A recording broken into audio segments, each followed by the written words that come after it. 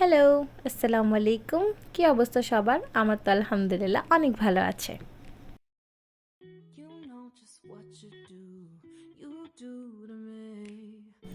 তো আজকে আমরা ফ্রিজ আঁকা শিখব। এখানে আমি স্কেলের সাহায্যে মাপ দেখিয়ে দিচ্ছি। প্রথমে পেন্সিলের সাহায্যে আমি একটু রাফ স্কেচ করে নেব।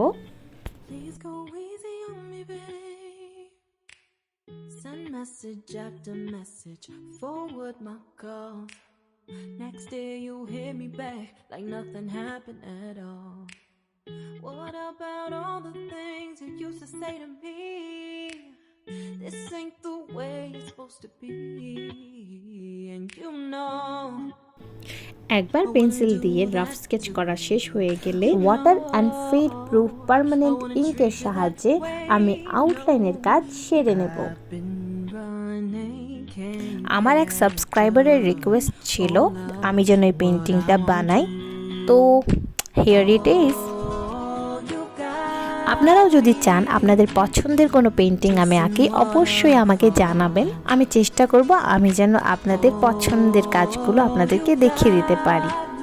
আমি এখানে ক্যামেলের আর্টিস্ট ওয়াটার কালার ইউজ করেছি, আপনারা আপনাদের পছন্দ মতো ওয়াটার কালার ইউজ করতে পারেন।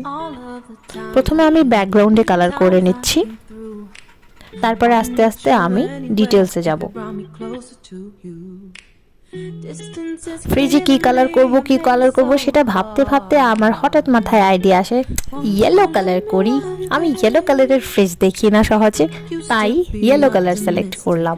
তাছাড়া ইয়েলো আমার খুবই পছন্দের একটা রং।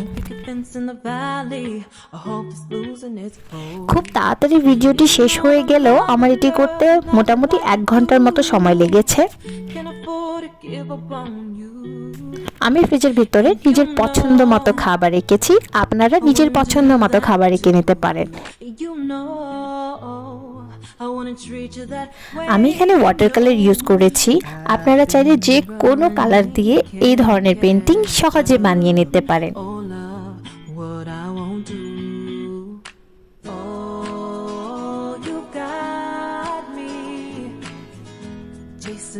দেখুন আমার ভিডিও এত ধৈর্য নিয়ে দেখার জন্য আপনাদেরকে অসংখ্য ধন্যবাদ।